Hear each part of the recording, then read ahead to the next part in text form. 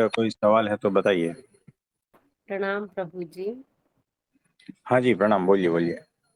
मैं सोनिया बोल रही हूँ। हाँ जी, बोलिए। वो कल आपने मुझे एक मैसेज भेजा था जिसमें आपने लिखा था कि आपके चक्र एक्टिव कर दिए हैं और शक्तिपात कर दिया है। तो मुझे ये पूछना है कि वो शक्तिपात क्या होता है, मुझे उसके बारे में जानना है। तो आपने कभी शक्तिपात का नाम सुना था? आपने कभी शक्तिपात का नाम सुना है? हाँ जी, सुना है। मतलब लेकिन मुझे मीनिंग नहीं पता कि इसका मीनिंग क्या है। देखो, कैसा है कि परमात्मा की शक्ति, उनकी ऊर्जा, हम्म।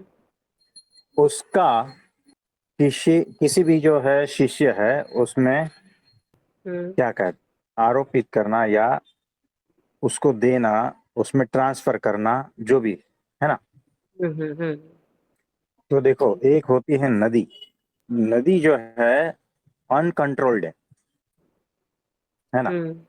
लेकिन एक होती है नहर जो कंट्रोल है ना। जो छोटी नहर है हम्म। उसमें पानी कंट्रोल हो सकता है, उसमें से हम्म। बहता है। वैसे ही जब गुरु जो है ना वो कंट्रोलिंग सिस्टम में रहते हैं, कंट्रोलर, एज ए कंट्रोलर, हम्म। परमात्मा की शक्तियों को प्रॉपर चैनलाइज करके अपने शिष्य में ट्रांसफर करता है, ताकि हम्म। शिष्य की जो रुकावट है, हम्म। जहां पर वो रुका है, जहां पर बाधा है, वहां से वो दूर होकर वो और आगे बढ़े। हम्म। आप समझे?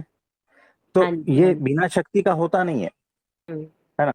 आप कितना भी प्रवचन ज्ञान ये सब कुछ कर दो, लेकिन समझ में नहीं आता है। लेकिन हम्म। वहां पर जो है शक्तियों की जरूरत पड़ती है। तो बिना शक्तियों के कुछ चीजें शिष्यों में आगे नहीं बढ़ पाती है।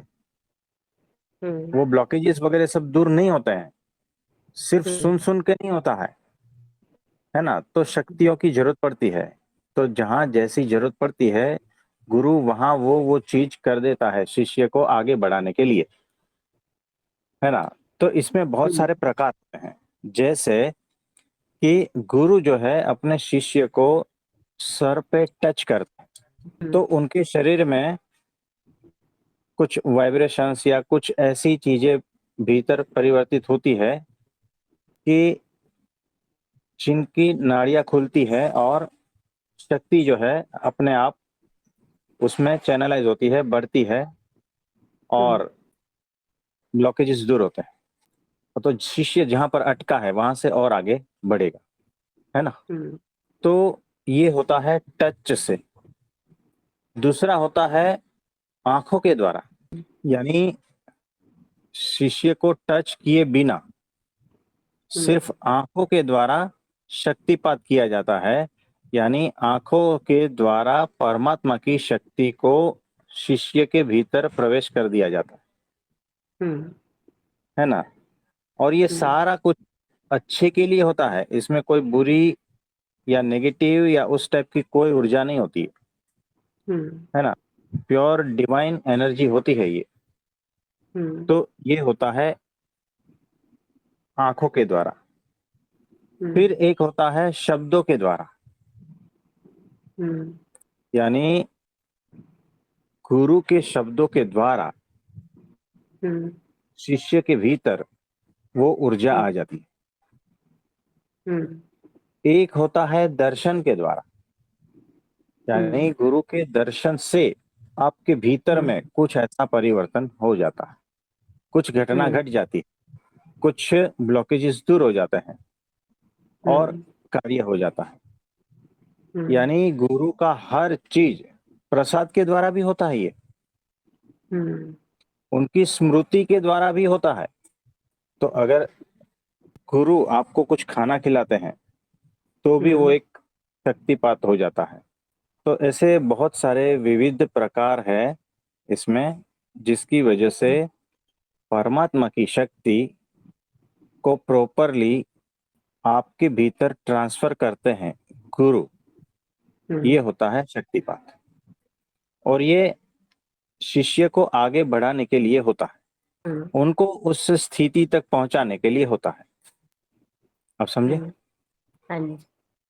तो ये इसी में बात एक क्वेश्चन ये है कि हुँ, गुरु भी तो अपने जो शिष्य बनता है उसकी पात्रता को देखकर ही शक्तिपात करता है, चाहे वो दर्शन के द्वारा उन्होंने अपने शिष्य को देखा हो या किसी भी तरीके से देखा हो, तो उसकी पात्रता के आधार पर ही उस पर किया जाता है ये कार्य, या हाँ, सभी शिष्य जो होते हाँ। हैं उन पे सब पे किया जाता है? हाँ जी, देखो पात्रता के द्वारा होता है। पात्रता अगर है ना, तो असर ज़्यादा होता है। आप में हम्म। पात्रता नहीं है, तो हम्म। उतना नहीं होगा असर। असर होता हम्म। है लेकिन उसे पता नहीं चलता, हम्म। है ना? ये ऐसा होता है। तो हम्म। अगर योग्य पात्र है, तो तुरंत हो जाता है, तुरंत। हम्म। और कभी-कभी तो बिना बताए भी हो जाता है। हम्म। अगर पात्र है, तो बिना बताए हो जाता है। हम्म। ये सारा परमात्मा का ही खेल हम्म। है ना? तो ये ऐसा होता है। हम्म। और कुछ धन्यवाद गुरु पूछना जी। चाहते हो? नहीं, बस आज इतना ही। धन्यवाद आपका बहुत बहुत।